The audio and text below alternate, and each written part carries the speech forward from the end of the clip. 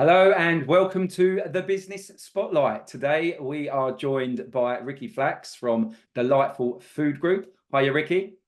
Hi there, how you doing? Yeah, very good. Thanks. Thanks for joining us today. No, thank you for having me. Absolute pleasure. Absolute pleasure. So, for those of you joining us for the first time, what is the Business Spotlight? Well, the Business Spotlight, it's something that we've created for local businesses and local business owners to find out a bit more about their business, a bit more about their journeys within their business. And if you're thinking about getting in business, or if you're already on that entrepreneurship journey, you're in the right place. So, Ricky, if you can just kick things off for us by letting the audience know who you are, what you do, and how long you've been doing it for. Yeah, cool. So my name's Ricky Flax. I'm the CEO and co-owner of Delightful Food Group, which consists of a couple of companies, March Foods and Italian beverage company, also known as IBC Simply. So family business. My dad founded it in the early 90s. I joined in around 2012 to a small kind of struggling company at the time. And together we've grown it to what it is today, which is a much bigger footprint from the 5 people to 250 across 3 sites in the UK. Wow, that's an amazing journey. So from 5 to 250. That's Wow. it, yeah. Okay, so that's an amazing thing just in itself. In the last, what, 12 years was that? Did you just say? Yeah, 12 years. So we've had, I mean, one of those big growth factors was the acquisition we made of March Foods, hence the group. So started off as just IBC Simply, grew that significantly in the last 5 years, which enabled us to make that acquisition of a factory to what it is today. So yeah, do you want me to tell you a little bit about kind of what we do, who we are in that respect as Yeah, well? absolutely. I mean, yeah, I'd love to find out more, Ricky. So yeah, go ahead. Yeah, I'll tell you the story. So, founded by my dad in the early 90s. So, started off with coffee syrups originally. So, my dad was at Chessington Zoo. He actually exited a company in his early 30s, retired very young, and quite a few years later had all of us and found coffee syrups. That wasn't a thing. No one had heard of a vanilla latte. There was no coffee industry, what we call the fifth wave. There was no coffee boom. You couldn't get a takeaway coffee. That wasn't a thing. It was department stores. I don't know if you're old enough to remember, but it wasn't. There wasn't coffee shops as such as there is today. So he tied down the rights to that brand. It was an American brand, and started importing it to the UK market alongside loads of other American products. And then so we had an American beverage company that did that. Then we also had an Italian beverage company, which had a lot of the Italian products. Eventually, in about 2009, we started making our own brand, and so we had full ownership of that, but not to compete directly at the time. We put it through Italian beverage company. So hence the name. We're not Italian, nothing to do with Italy, and we're likely to go for a rebrand at some point in the next year or two, just to make that a bit clearer, so it's a bit misleading.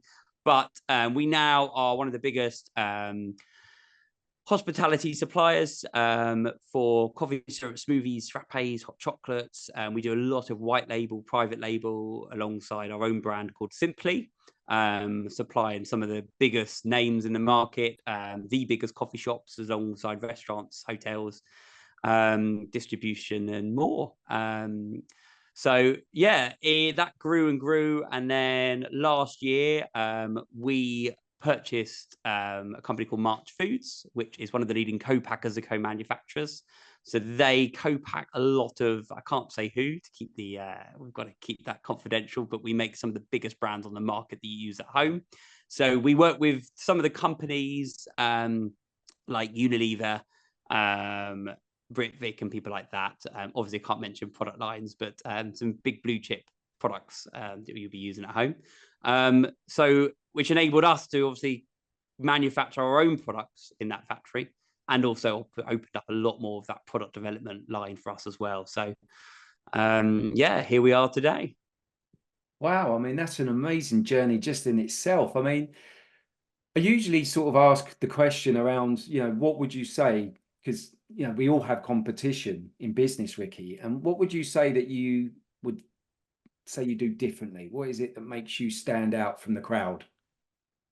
There's a few things. I think one of our biggest focuses is customer service, and that goes throughout the company. We have a real best-in-class value here, where everything at every stage of the business needs to be the best. We don't have red tape. You know, if customers want to develop a product, we develop it. We don't put obstacles in their way. We don't make it a long, drawn-out process. There's no board approval. You know, they qualify the leads like everyone should. And it gets a very short approval process. But we have a real can-do attitude. We sort things out quickly. So very quick turnarounds for product lines, which is probably our biggest selling point, especially for the bigger companies that we work with. Also, product-wise, it generally is the best in class.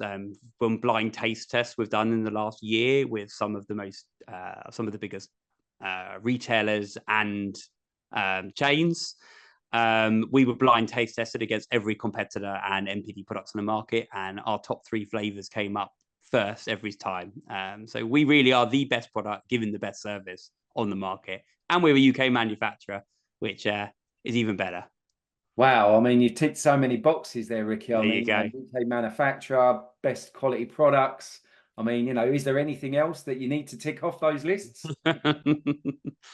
Yeah, well, look, we've been around for a while. We've been, especially within this industry, you know, it's quite a new industry in that respect. You know, early 90s was when it really took off, although coffee's been around for obviously a long time.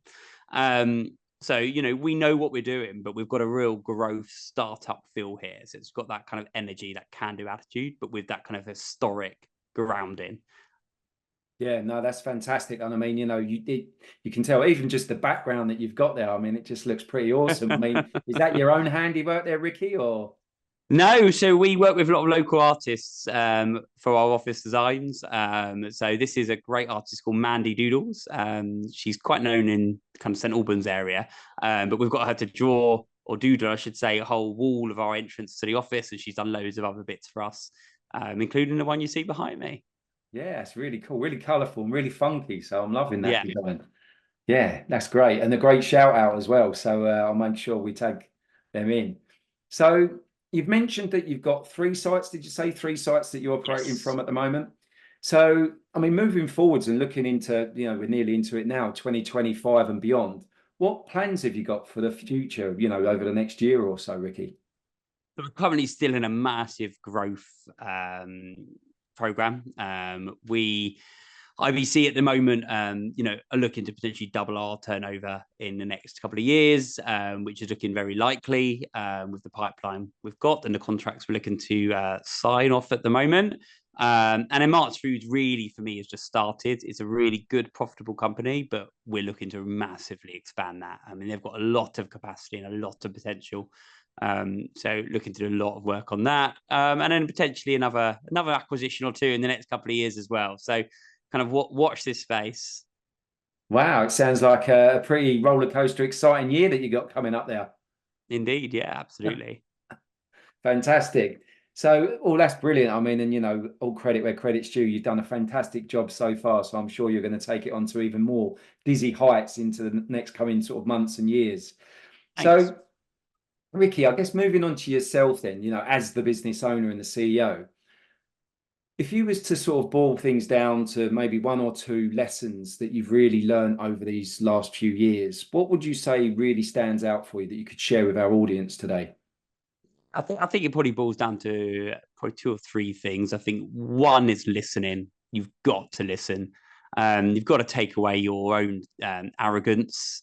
Take that off the table completely and listen. Listen to your customers. Listen to your staff. Listen to your mentors.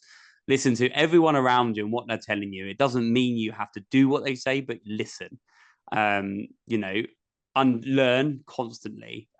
You don't think you've got it right all the time. Have the confidence in yourself, but you need to know what you're good at and what you're not.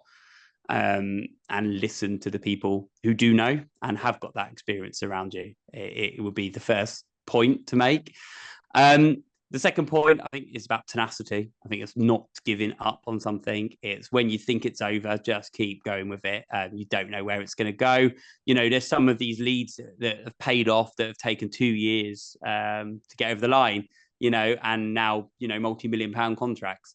You've got to just keep going and keep pushing and not dropping that ball. Those are probably two of the biggest lessons, I'd say.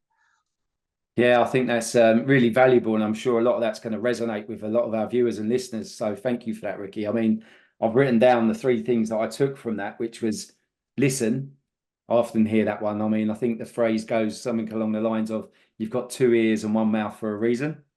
Yeah, that's it. You've mentioned learn, which, I often say, you got to learn. You got to always be looking to grow and develop, not only yourself, but your team and your business as well. Because as soon as you start to stagnate, whether that's you or your business or your staff, then effectively, if you're not growing, you're dying effectively, right? So, yeah. Last one, which I loved as well, which was tenacity. I mean, how would you sum up the word tenacity if someone asked you to describe it to a 10-year-old? I'm going to describe it to a 10-year-old. I'd just say don't give up. I would say that doesn't mean call someone 10 times a day. Absolutely not. And if you get a no, that doesn't mean then drive them absolutely mad. That's the worst thing you can do. But don't give up. That doesn't mean in a couple of months' time you then don't contact that person again. It doesn't, it just because it's a no now doesn't mean it'll be no coming up. And it's about not letting go. Because honestly, some of our biggest contracts has been just because it wasn't the right time at the time when we got the original no. And now because we've kept in touch and we've kept that relationship, even if we didn't have the business, a couple of years later, as I said, there's some of the biggest accounts. So I think it's really important now. And for us, projects is like that as well. I've got 2 projects ongoing at the moment. I think most companies would have just walked away from by now because of how much has either gone wrong with it or that it just didn't look like it was going to pay off. But in the end, they have. And you just got to keep going. Yeah, I think I love that. You've got to keep going. I think that's a great way to describe things. And you're right. I think that the art of having that tenacity and, being persistent with things, because you're right, because, just because someone's saying no now, it's not no forever. It's not always the case. And, showing that tenacity and that drive and ambition with something, like you say, it's not about phoning someone 10 times a day, but certainly, not letting go. And I think that's great. And again, another thing that's going to definitely resonate with a lot of our viewers and listeners. So thanks for that, share, Ricky. You're welcome. So I want you to humour me, Ricky. We're going to go back in time, whether that be in some sort of time traveling machine. A lot of the time when I say that to people, talked about the DeLorean hitting 88 miles an hour so we can hit that sort of threshold and the flux capacitor kicks in for us to go back in time. And we're gonna go back in time and we're gonna visit an 18-year-old Ricky. Okay. So you get to give yourself one piece of advice or one golden nugget. What would it be? Actually, probably my first bit of advice I gave a minute ago, which is about listening. I think, it really is, I think, the key to a lot of things. Listening to your customers. Stop throwing, don't just throw things at them that you think they're going to want. You've got to listen to what they actually want. I think you can apply it to so many different parts of your business. I know that's a cop out because I've said that already, but I generally think that's the advice. And I think going into the business, looking at myself at 18, thinking I knew everything, thinking that, I know this, I've got that. No, you know nothing. And I think you've just got to listen. And yeah, I'll say again, that doesn't mean you have to do what they say. That doesn't mean just like get everyone to tell you what to do all the time. No, but listen to people, listen to your customers, listen to your staff. That's probably the biggest thing as well is your staff. They at every level, they know what's going on in the business and you need to listen to what they're telling you. Yeah, I think that's so valuable. And I mean, you even said it when we referred to your 18-year-old self and those listening skills or lack thereof, if you will. For a lot of us, myself included, I mean, I have kids and, having conversations with them. And the 2 words that seem to crop up quite a lot, and not just with my kids, but with a lot of people I speak to as well, is I know. When you say something and I know, it's like, yeah, but just by saying I know, it doesn't mean that you're taking this information in, because if you're not doing it, then saying I know just doesn't cut it. No, exactly that. You need the action. You need to, take what people are saying. You take it with a pinch of salt. Like, listen, yeah, like I was saying, but it's understanding what is that coming from? Dig and mine into that bit of information, find out what that means. If a customer, if a customer is telling you something, well, where is that really coming from? Where is that actual pain point they've got? Where, dig deep into those questions. But if you are not listening to what they are telling you, if you are not listening to so many aspects of your business, then, you're going to struggle. And I think a lot of businesses who are stuck, I think doing the same thing every year, have that, absolutely flat businesses, and they're really struggling to get it to the next level. I would say that is likely because they're not listening. Yeah. They're not, they've got to where they've got to, but to get it to that next level, you've got to delve deep and understand why you're not achieving that. And the only way to do that is to listen. Absolutely. Another great piece of advice there. Thank you, Ricky. So, I mean, just in this short conversation that we've had, Ricky, I can tell that you're clearly, really passionate about what you do. But what I really want to know is, what is it that puts that fire in your belly? What is it that really inspires you to do what you do each day, each week, each month? For me, I mean, it's a family business. Family is everything to me. We keep a really positive environment here. My biggest catchphrase with the business is "Don't be a dick." It's just about being kind, being nice. I come to work and it gets me going because I like the people I work with, and they like working here. And it's a nice environment. You come in and you have fun and you enjoy doing what you're doing, and that's what motivates me. The second I'm not enjoying it anymore, the second I'm not liking it, then why am I doing it? As long as I'm enjoying it, and that's what's motivating me, I'm coming in and I like it, I'm having fun. And I'm, the success I'm getting, obviously I'm doing it for my family and doing it for my 2 young kids and my wife. It's just fun. And the second that goes, there's no motivation left. Yeah, do you know what? I think sometimes it can be one of those really underrated things is, doing what we do because of various purposes and reasons and senses of achievement and the money and all of the other accolades that can come with it. But unless you're enjoying it and having some fun along the way, what's the point, right? Surely that is the biggest motivator. We talk about money, but if you're doing something just to earn money, you're never going to be happy. You could sit at home with your millions in your bank, but if you're not enjoying life, then what's the point? I think this is the thing. You've got to really find your real, true motivators. And money is great. We all want it. And of course, it motivates me. And of course, that's the driver of the business. But without enjoying what we're doing, then first of all, I don't think you'll get as much success. But secondly, you're not going to enjoy your life. You're not going to enjoy everything around you. Creating an environment that you're happy in, whatever that environment looks like, doing it with people you enjoy working with, is my biggest motivator. Wanting to succeed for all of us. Yeah, I'm loving that. I think that's so key and so important. And I'm so glad that you brought it up, Ricky. So again, another great point made. So we're going to start wrapping things up now, Ricky, but people are going to want to find out more about you. They're definitely going to want to find out more about your business as well. So what's going to be the best way for people to do that? Because a lot of the listeners and the viewers, they're going to want to find out more. So what's going to be the best way for them to do that? If you want to find out more about me, I think connect with me on LinkedIn. I post quite regularly. Feel free to drop me a message if you want to chat about anything. Anything you want to know about my businesses, feel free to visit our websites at delightfulfoodgroup.com, or March Foods, or ibcsimply.com. So feel free to have a look. But if you want to follow me and know my journey and what we're up to, then follow Ricky Flax on LinkedIn. Fantastic. Ricky, it's been an absolute pleasure having you on the podcast today. Thank you so much for joining me. Oh, thanks for having me. And for all of our listeners and viewers, that's a wrap. That's the Business Spotlight. We'll see you all again very soon. Bye for now. Take care.